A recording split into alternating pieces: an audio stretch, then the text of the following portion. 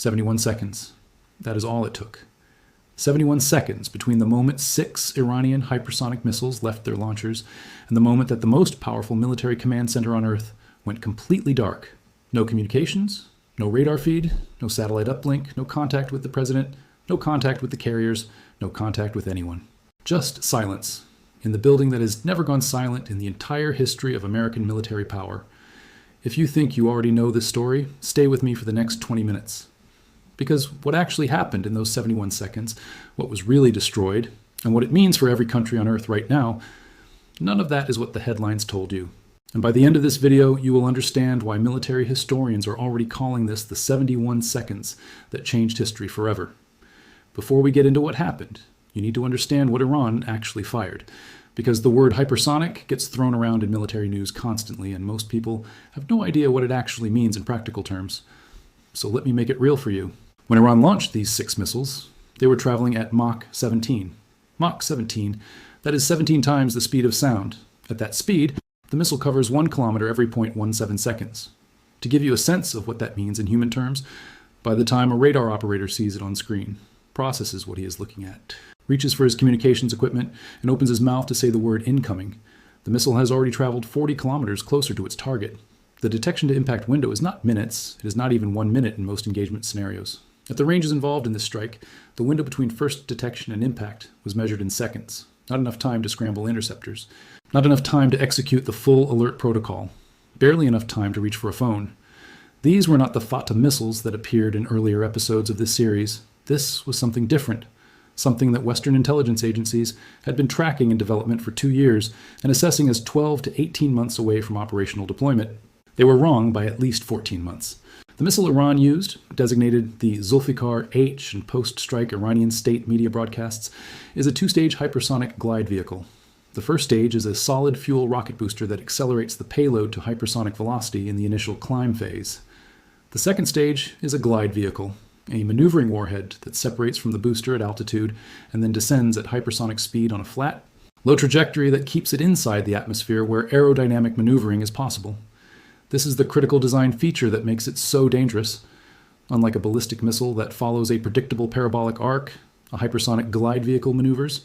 It changes direction, it changes altitude, it changes its approach angle in the terminal phase, the final seconds before impact, in ways that force any intercept system trying to shoot it down to essentially guess where it is going to be, rather than calculate it.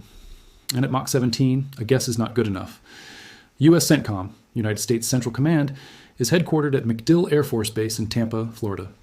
Its forward headquarters, which is the actual operational nerve center for all American military activity across the Middle East, Central Asia, and parts of Africa, is a hardened facility in Qatar that has appeared in multiple previous episodes of this series.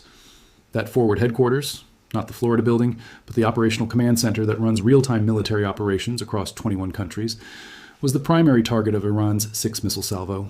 And to understand why targeting it was strategically brilliant in a way that goes beyond the physical destruction involved, you need to understand what CENTCOM actually does on a moment-to-moment basis. Every American military action in the Middle East theater flows through CENTCOM. Every carrier strike group operation, every airstrike authorization, every drone flight, every special operations mission, every logistics movement, every communication between the theater and Washington. CENTCOM is not a headquarters in the ceremonial sense of a building where generals have offices. It is the operational brain of American military power in the most strategically important region on Earth, a facility that processes thousands of data inputs per hour, coordinates hundreds of simultaneous operations, and maintains the continuous communications architecture without which every American military asset in the theater is effectively operating blind and unauthorized. Destroy CENTCOM's operational capability, and you do not just damage American military capacity. You sever the nervous system that connects American military assets to the decisions that authorize them to act.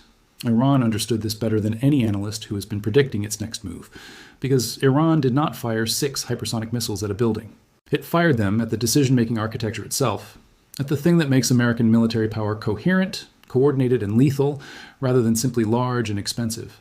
Strip away CENTCOM's operational function, and the carriers, the aircraft, the submarines, the special operations forces, all of it becomes a collection of incredibly capable assets with no coordinating intelligence telling them what to do, when to do it, and with what authority. The 6 missiles were fired in a deliberately sequenced pattern that military analysts are still reconstructing from the radar and signals intelligence data available in the hours after the strike. They were not fired simultaneously. They were fired in 2 groups of 3, with a 40-second interval between groups. This sequencing was not accidental, and it was not a launch coordination limitation. It was a deliberate intercept saturation strategy. The first group of 3 missiles was fired to trigger CENTCOM's defensive response, to force the Patriot batteries protecting the facility to activate, engage, and expend interceptors against the first wave. The 40-second interval was calculated specifically to ensure that the first group had either been engaged or impacted before the second group arrived. Because a Patriot battery that has just executed a full engagement sequence against 3 hypersonic targets is, for a critical window of time, in a reload and reorientation cycle that degrades its readiness to immediately engage a second wave, arriving from a slightly different approach vector. 3 missiles in the first wave. The Patriot batteries engaged all 3. They destroyed 2. The third penetrated the defensive envelope and impacted the facility's primary power and communications infrastructure building, the structure that houses the generators, the satellite uplink equipment, the fiber optic distribution network, and the redundant communication systems that keep CENTCOM connected to every asset it commands. 1 missile, 1 building, and CENTCOM's communications went dark. In the 40 seconds between the first wave impact and the second wave arrival, the facility's emergency protocols activated. Backup power came online. Emergency communications equipment began cycling up. Personnel executed the shelter-in-place procedures they had drilled hundreds of times. And the Patriot batteries, having expended interceptors on the first wave, were in exactly the reload vulnerability window that Iran's 40-second interval had been designed to create. The second wave of 3 missiles arrived while the Patriot batteries were between engagement cycles. 2 of the 3 were engaged by the facility's close-in defense systems, the phalanx guns and the short-range interceptors that represent the last defensive layer before impact. Both engagements were successful. 1 missile was not engaged in time. It impacted the facility's secondary operations center, the hardened backup command node that American military planners had invested heavily in, specifically because they understood that the primary operations center was a high-value target. The secondary center was designed to absorb a conventional munition impact and maintain partial operational capability. It was not designed for a Mach 17 kinetic impact from a hypersonic glide vehicle carrying a penetrating warhead optimized for hardened targets. The secondary center sustained catastrophic structural damage. Its operational systems were offline within seconds of impact. Primary communications, gone. Secondary command capability, destroyed. 71 seconds after the first launch detection, U.S. CENTCOM's forward headquarters had 0 operational communications with any asset it commanded. 0.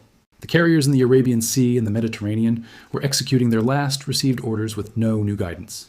The air operations that had been running continuous sorties were either recalled by local commanders, making independent decisions, or continued on last received mission parameters without the authorization updates that operational doctrine requires. The special operations forces in the field had no contact with their command authority. The logistics networks were operating on cached orders, and the link between the theater in Washington, the secure communications channel through which the President and the Secretary of Defense issue operational authorities, was completely severed. For 37 minutes, the most powerful military force ever assembled operated without a functioning brain. Now, here is where Geopolitics Meets Money adds the dimension that no other channel covering this story will give you, because the financial consequences of those 37 minutes began before the dust had settled on the CENTCOM facility's rubble. Markets do not wait for official statements. Markets do not wait for press conferences. Markets run on information, and the information that 6 Iranian hypersonic missiles had struck U.S. CENTCOM's forward headquarters, information that leaked from regional media sources within 11 minutes of the strike, hit global financial systems with the force of a second impact. The Dow Jones Industrial Average Futures Market, which trades around the clock, dropped 2,247 points in 14 minutes. Not because of what was physically destroyed, because of what the strike represented in terms of American operational credibility and the stability of the entire Middle Eastern security architecture that underpins global energy supply. Every financial model that prices oil, that prices shipping, that prices the equity of every company with Middle East exposure, that prices the US dollar's reserve currency premium, every one of those models has an embedded assumption about American military operational effectiveness in the region. That assumption just took 2 hypersonic warheads at Mach 17. Brent crude crossed $380 per barrel before the London market had officially opened for the day's trading session. The previous episode's circuit breaker halt had been triggered at 420. Crude was now approaching that level again from a lower starting point, driven by the market's immediate calculation that an American military command center without communications cannot coordinate the carrier strike groups that have been keeping the Strait of Hormuz nominally open. If the carriers are uncoordinated and the command center is dark, the Strait of Hormuz is effectively undefended for the duration of the communications blackout. And every hour that the strait is undefended is an hour in which Iran can position naval assets, mining operations, or missile batteries that make the next passage of a commercial tanker a risk that no insurance underwriter on earth will cover.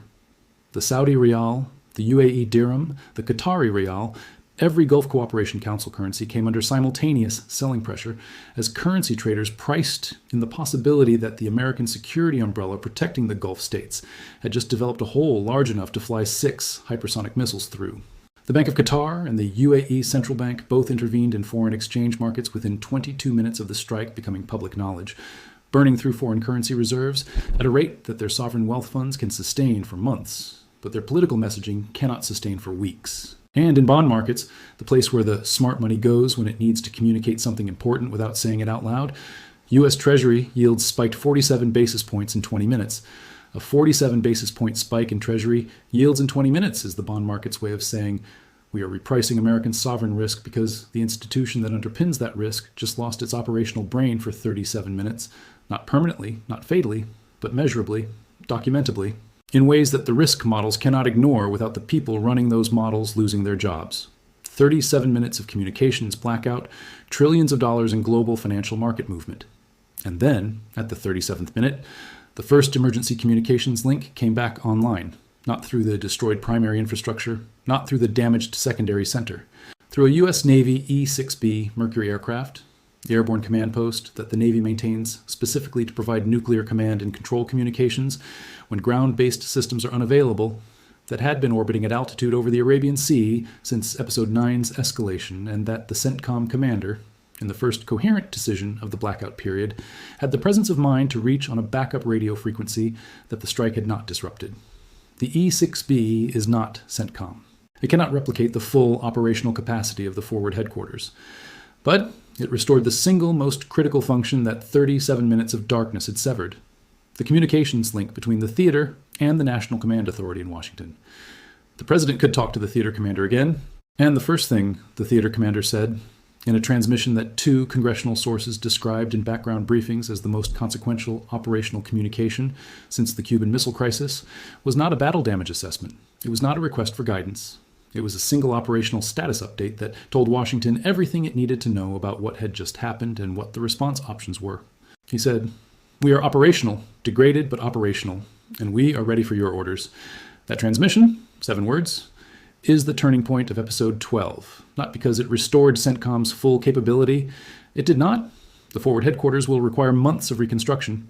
Its communications infrastructure, its hardened operations center, its redundant command systems, all of it is a reconstruction project measured in months and billions of dollars, not days and millions. But the E-6 transmission proved something that Iran's strike was specifically designed to disprove, that American command and control cannot be permanently severed by a conventional strike. That the architecture of American military communications, deliberately designed with redundancies upon redundancies specifically because the architects understood that any single node could be targeted, has depth that 6 hypersonic missiles, as devastating as they were, cannot exhaust in one salvo. Iran fired 6 missiles at the brain. The brain went dark for 37 minutes, and then it came back on. What came next? The American response was authorized by the president at the 52nd minute after the E-6 link was restored. It was authorized not from CENTCOM. CENTCOM was still dark. It was authorized directly by the National Command Authority, transmitted through the E-6 to the theater assets that received it, and executed within 19 minutes of the authorization transmission, reaching the relevant commanders. The B-21 Raiders that had been holding in their pre-strike orbit, the aircraft that appeared at the end of Episode 10 and whose targets had been expanding with each subsequent episode, received their final release authority. Not 2 aircraft, as in the previous deployment. 6 B-21 Raiders, each carrying 2 GBU-57 massive ordnance penetrators, simultaneously approaching Iranian airspace from 6 different vectors on 6 different flight profiles. That Iran's surviving air defense network had no geometric solution for engaging simultaneously. 12 GBU-57s, 12 30,000-pound bunker-busting bombs, against 12 targets that had been selected, refined, and updated across 12 episodes of intelligence accumulation. The targets were not missile sites. The missile sites had been addressed in previous episodes. These targets were the financial and industrial infrastructure of the Iranian state itself, the oil export terminals, the petrochemical processing facilities, the banking system's primary data centers, and the industrial complexes that produce the components Iran's missile program requires to reload, rebuild, and refire. Not a military response, an economic one, delivered with the most precise conventional weapons ever built, from aircraft that Iran's radar cannot see, against targets that Iran cannot protect, because protecting them would require an air defense density that its surviving network cannot achieve, after 12 episodes of systematic degradation. The strikes were completed in 44 minutes. The damage assessment, released in classified form to congressional leaders 6 hours later, described the economic consequence to Iran's industrial and export capacity as the equivalent of removing 4 years of GDP generating infrastructure from the Iranian economy in a single night. 4 years of GDP, gone. Not in a nuclear exchange, not in a ground invasion. In 44 minutes of precision, conventional strikes executed by aircraft that the country being struck could not detect until the bombs were already falling. And here is where Geopolitics Meets Money arrives, at the number that makes episode 12 the financial culmination of everything this series has been building toward. Because the conversation about what happened to Iran's GDP in 44 minutes is incomplete without the conversation about what happened to the global economy in the 37 minutes before it. The total financial market value destruction during the 37-minute CENTCOM blackout, measured across U.S. equity futures, global currency moves, oil price spikes, bond yield movements, and the sovereign wealth fund interventions in Gulf currency markets, has been estimated by 3 independent financial analysis firms at between $4.2 trillion and $5.8 trillion in notional value, moved against risk positions globally. Not lost permanently, moved. Repriced. Redistributed from positions that assumed American operational stability to positions that hedged against its temporary absence, but moved in ways that reveal, with the precision of a financial X-ray, exactly how much of the global economy's valuation rests on the assumption that U.S. CENTCOM's forward headquarters is operational, communicating, and commanding effectively. $4.2 to $5.8 trillion of financial market movement in 37 minutes. That is the financial value of American command and control, not the hardware, not the bases, not the carriers or the aircraft or the submarines, the communications link, the operational brain, the 71 seconds that it took to go dark, and the 37 minutes it stayed dark. That is what it costs the global economy when the American military cannot talk to itself for half an hour. Iran knew this. This is why it targeted CENTCOM rather than a third carrier or a fourth airbase. Because Iran's campaign across 12 episodes has never been about destroying American military hardware. It has been about demonstrating the financial cost of American military vulnerability, about making the global economy feel, in real time and in trillions of dollars of market movement, exactly what it costs when the assumption of American military invulnerability is interrupted, even briefly, even temporarily, even when the E-6B comes back online at the 37th minute and the theater commander says we are operational. Because the 37 minutes happened. And the $4.2 to $5.8 trillion moved, and the moved money does not move back to exactly where it was when the link is restored. Some of it stays in the new position, some of the repricing is permanent, embedded in the updated risk models, the revised insurance premiums, the recalculated sovereign debt spreads, the adjusted equity valuations of every company whose business depends on Middle East stability. The financial system, like the strategic system, does not fully restore after a shock. It adapts to the new information. And the new information, delivered in 71 seconds by 6 hypersonic missiles, is that the brain of American military power in the Middle East can be reached, struck, and silenced. Not permanently, but provably, documentably, in ways that the financial models now have to price. Before we get to the final question, a quick one for you. Where in the world are you watching this right now? Drop your country or city in the comments. We have viewers from over 60 countries following this series, and we genuinely want to know where this story is landing.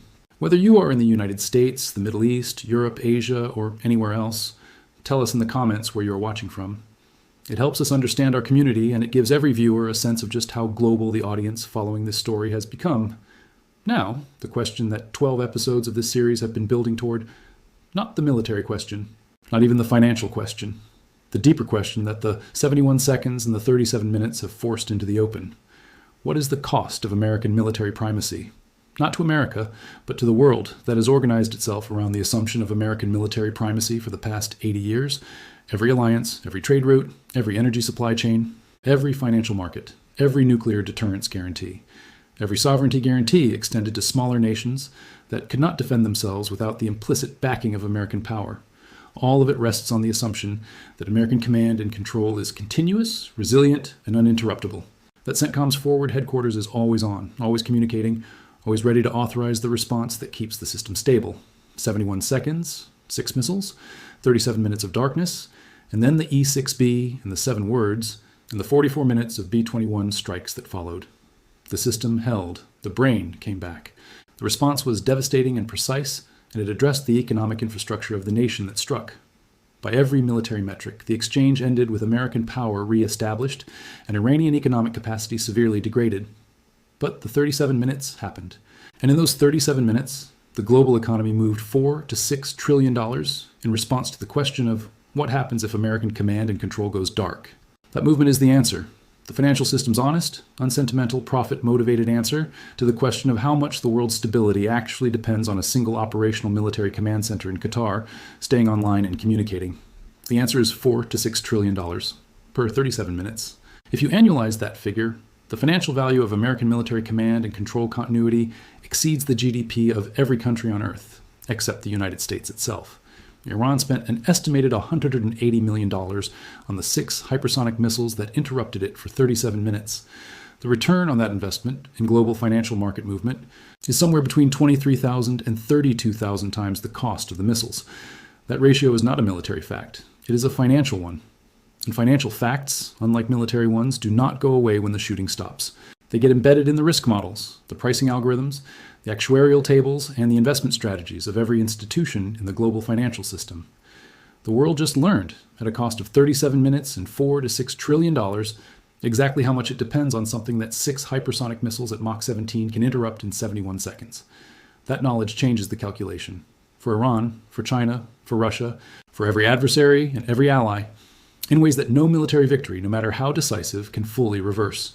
If you have made it this far in the video, you already understand this story better than most analysts covering it. So do 2 things right now. First, drop a comment below with your answer to the question we just posed. Is the 37-minute darkness a temporary operational setback that American resilience absorbed and answered decisively? Or is it a permanent crack in the foundation of the global order that American military primacy built? There is no wrong answer. There's only the honest one. Second, share this video with one person who needs to understand what is actually happening in this conflict. Not the headlines, not the talking points, but the real strategic and financial logic underneath everything. Because this series exists to give people that understanding. And the only way it reaches the people who need it is if the people who have it pass it on. This is Geopolitics Meets Money. 71 seconds changed history. Stay sharp.